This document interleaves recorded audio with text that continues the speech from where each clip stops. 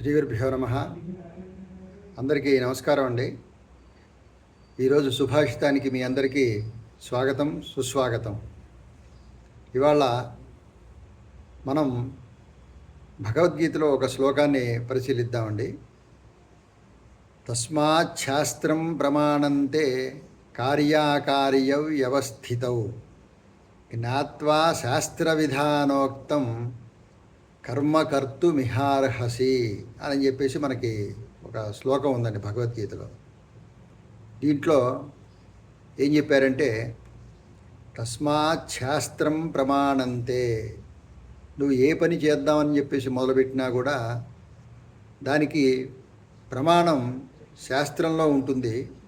ఆ శాస్త్రంలో ఏదైతే చెప్పారో ఆ విధంగానే నువ్వు ఆ పనిని నిర్వహించాలి అని చెప్పేసి ఈ శ్లోకంలో చెప్పబడింది అన్నమాట.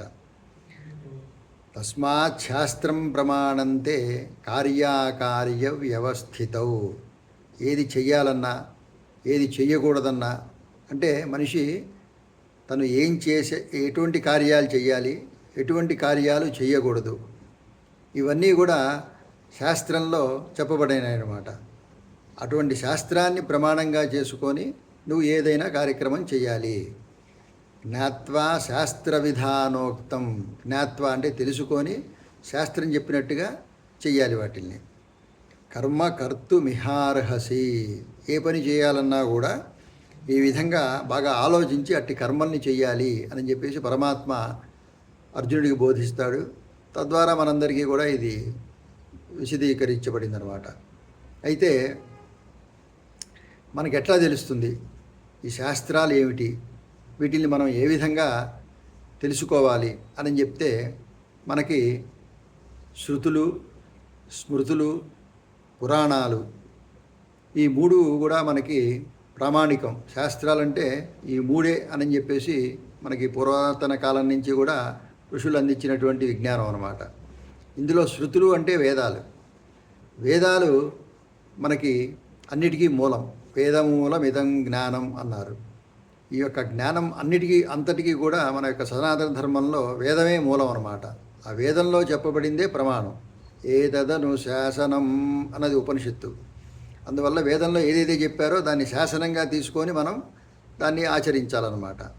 ఆ తర్వాత స్మృతులు, దాని నుంచే మనకి స్మృతులు వచ్చినాయి.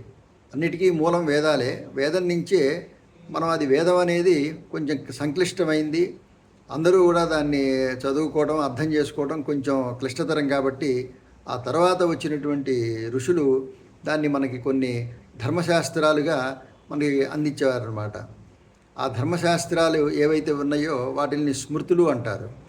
ఇప్పుడు మనకి కలియుగంలో పరాశర స్మృతి, పరాశరుడు అనేటువంటి మహర్షి రాసినటువంటి ఆ యొక్క ధర్మశాస్త్రాన్ని ఈ కలియుగానికి వర్తిస్తుంది అని చెప్పేసి మన పెద్దవాళ్ళు చెప్పారన్నమాట.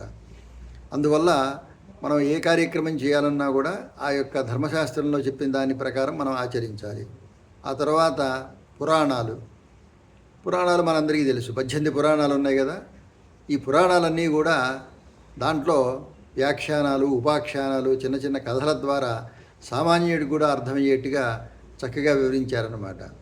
అందువల్ల మన యొక్క నిత్య జీవితంలో ఏ విధంగా మనం మసులుకోవాలి అనేటువంటి ప్రవర్తనని ఒక సక్రమమైన మార్గంలో ఋషులు మనకి అందించారన్నమాట. వీటి ద్వారా వీటిని కనుక మనం అవలంబించుకుంటూ ఆచరిస్తూ ఉంటే మన జీవితం కూడా ఒక నిర్దిష్టంగా ఒక మంచి రుజు మార్గంలో నడుస్తూ ఉంటుందనేది వాళ్ళ ఉద్దేశం అన్నమాట.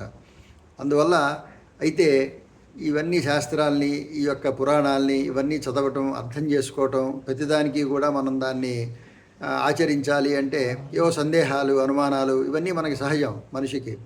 అందువల్ల వాళ్ళు ఏం చేశారంటే ఈ యొక్క సాంప్రదాయాల్ని, ఈ యొక్క ఆచారాల్ని ప్రతి మనిషి కూడా పాటిస్తూ ఉంటాడు కాబట్టి ఈ యొక్క పెద్దలు చెప్పినట్లుగా ఆచార వ్యవహారాల్లో వాటిని నిక్షిప్తం చేశారు. ఇప్పుడు మనకి పండగలు ఉన్నాయి, ఈ పండగ ఇట్లా చేసుకోవాలి, లేదా వివాహాలు ఉన్నాయి, ఈ వివాహం ఇట్లా చేసుకోవాలి అని చెప్పేసి అది వంశ పరంపరగా వాళ్ళు దాన్ని మనకి అందించారనమాట. అందువల్లే మనకి ఇవాళకి కూడా ఇంకా వేదం, ఆ యొక్క ధర్మశాస్త్రాలు, పురాణాలు నిలిచున్నాయంటే దానికి కారణం ఏమిటంటే వాళ్ళు ఒక పకడ్బందీ వ్యూహంతో సామాన్యుడికి అంది మన నిత్య జీవితంలో ఒక భాగాన్ని చేశారనమాట దాని అంతా కూడా. ఇవాళ చూడండి, ఇంట్లో ఎక్కడ ఏ ఊళ్ళో అయినా సరే ఎవరైనా సరే ఒక కార్యక్రమం చేయాలంటే ఆ పెద్దవాళ్ళ పరంపర దగ్గర నుంచి దానికి ఒక నిర్దేశిత క్రమం ఉందన్నమాట. ఒక పెళ్లి చేయాలి, వాళ్ళ ఆచారాలు ఉండే కులాచారాలు, వాళ్ళ యొక్క మతాచారాలు, ఈ విధంగా ఆచారాలని పాటించడమే శాస్త్రం. ఇవాళ మనకు ఏర్పడినటువంటి ఈ మన కాన్స్టిట్యూషన్ కానివ్వండి, లేకపోతే ఈ శిక్షా స్మృతులు మనకి ఉన్నాయి కదా, క్రిమినల్ కోడ్, ఇవన్నీ కూడా ఆ రోజు ఆ శాస్త్రాల్లో ఉన్నటువంటి విషయాలనే ఇవాళ వీళ్ళు చట్టం ద్వారా మనకి తీసుకొచ్చారనమాట. దీనికి మూలం ఏమిటి అంటే ఆ రోజు మన ఋషులు అందించినటువంటి ఆ శాస్త్రాలే. వాటి ద్వారానే ఇవాళ మనకి ఈ చట్టాలు కూడా ఏర్పడినాయి అన్నమాట. కొన్ని చూసుకుంటే మనకి అది అర్థమవుతుందన్నమాట.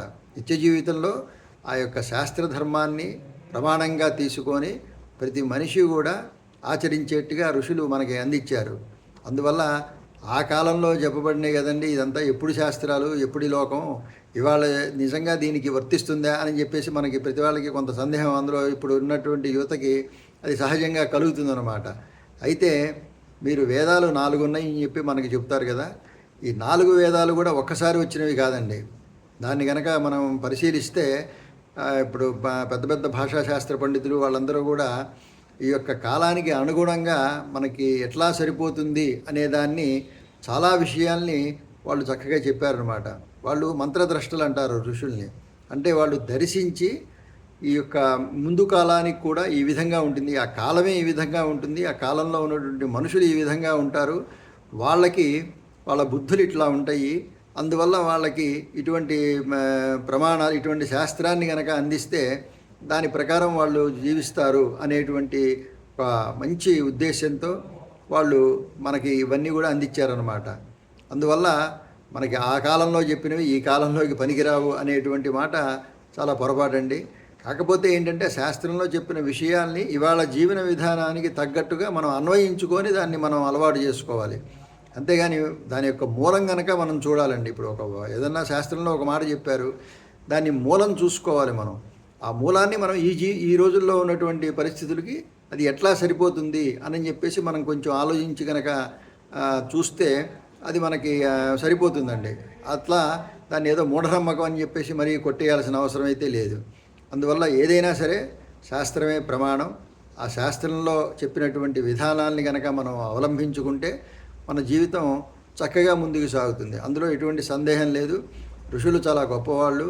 దాదాపు 386 మంది ఋషులు మనకి వాళ్ళు ఎన్నో విషయాల్ని దర్శించి ఇది ఇట్లానే జరుగుతుంది అనేటటువంటి నిర్ధారణకు వచ్చే మనకి దాన్ని అందించారు. అదే ప్రమాణం. అందువల్ల ఎటువంటి సందేహాలు లేకుండా మనం దాన్ని నిక్కచ్చిగా పాటించి ఈ యొక్క ధర్మాన్ని ముందుకు తీసుకెళ్ళాలి అనేటువంటి ఉద్దేశ్యంతో ఈ సుభాషితం చెప్పబడింది. యువతంతా కూడా దీన్ని ఆచరిస్తారని చెప్పి ఆశిస్తూ స్వస్తి.